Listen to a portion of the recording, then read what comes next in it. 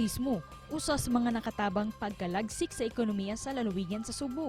Apan dihang nagsugod og tumaw ang COVID-19 virus, kalit kining nahagsa, hinungdan nga daghang negosyo ug mga trabahante ang napektuhan.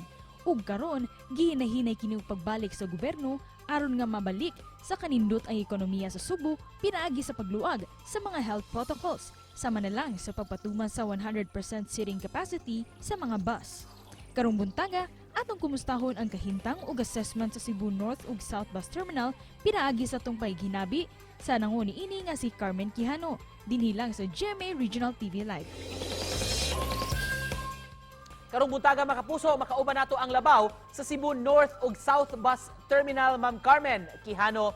Mayong buntag, Ma'am Carmen. Welcome sa GMA Regional TV Live. Daghang salamat, ma'am, sa pag-grant ining interview.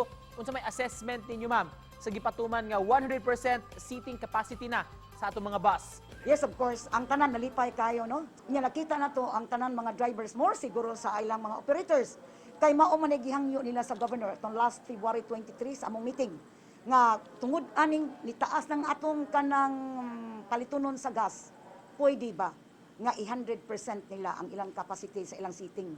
So ang way langan-langan ang atong governor together with the LTFRB Director Monte Alto, o si Director Kaindik, ni-approve. Provided nga way extension, way overloading, dili mo sugot anang gobernador. Compliant ra ba, Ma'am Carmen, ang atong mga operators ug mga drivers? Yes, compliant gud sila, basta kanigong atong gobernador, once na makig-meeting na siya, once to na siya gi-approve nga gipangayo sa atong mga operator, kinanglan mo tuman jud ka. Ma'am, sa una mura gi-require ni advisable pa ba gihapon sa atong mga drivers, mga konduktor, paggamit sa mga air purifiers? Ang personal air purifier dili kay na siya kanang sa gusto lang. Kinsa tong gusto pang magamit na okay lang, pero sa sakyanan murag gusto gyud ni governor nga i-disinfect at the same time doon na sila ultraviolet germicidal light nga gamiton dito sa sakyanan.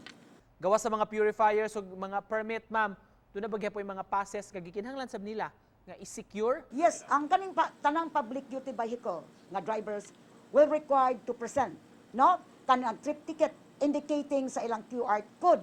Unya, vehicle plate numbers, butangan nag-date rate, unya, travel, o asa na napita, ang control number, ana, ang permitted seating capacity, kay di man gid mo sugot ang governor sa iyang executive order number 7.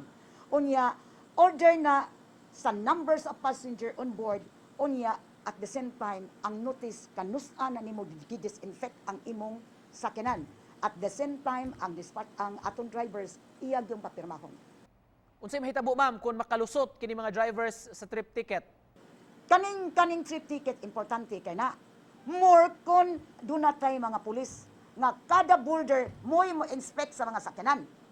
Dili lang ni mapatuman kung ang atong mga PNP dili mo inspect sa mga sakyanan going to different provinces. Pero kung kada border ilang tan-aw ng trip ticket coming from Cebu South Bus Terminal, makita gid nimo. Mura man kini ato makalusot lang ng tanan natong drivers kung dili white type police sa border. Regarding anang norte, kanang North Bus Terminal, unsay balaod sa tong governor, parihara nag sa South Bus Terminal. Pero kaning trip ticket dili gid na nila ma-recycle sa norte. Gawas kon musud ka, igsud nimo magkuha kag trip ticket.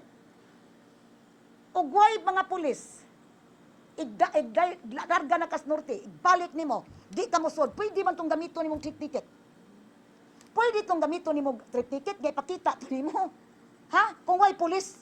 Unsay sanction sa atong mga drivers nga makalapas ni ini, Ma'am Carmen? Dunay sanction na kung malapas, kanang tingali, atong isuspenso, incoming here. Ma'am, sa information sa atong mga viewers, unsa may dugang mga lagda alang ning mga musod sa terminal? Musod ka sa terminal, importante ginagdo na kay QR ticket, no? O kanang suri-suri card sumbo. Why? Once nga makasud kog ka, dili ka mahadlok. Munang gibuhat sa governor nga one entrance, one exit. Kay kung dili na nimo buhaton, ang tao gud sa kinsalay musod, labi pag wa kay ticket. Og dunay mawa nimo mga butang dili lagi na makita. Now, ang hitabo karon sa iyang gibuhat, kaning tungod aning top line. One entrance, one exit. No QR ticket, no suri-suri card, dili ka man kasod So safe ang mga tao. Why complain? Unya, linaw kayo. Why samok? Why mga bugoy?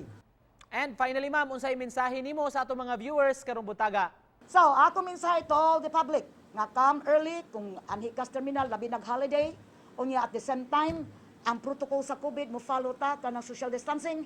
Unya more ko sa akong concern sa all minibuses. Ako gyud ang impunteriya ang minibuses, please. Whatever gipangayo sa inyong kanang tag-iya kanang mga operators ngadtos gobernador. Nga nahatag naman ani governor. Atong tagaan pod siya nga unsay iyang balaod dili ta mo parking ana in front of the exit. Alright, daghan kay salamat, Ma'am Carmen, sa pag-uban kanamo karong buntaga. Mga kapuso, ang manager sa North ug South Bus Terminal, Carmen Quijano. Thank you so much.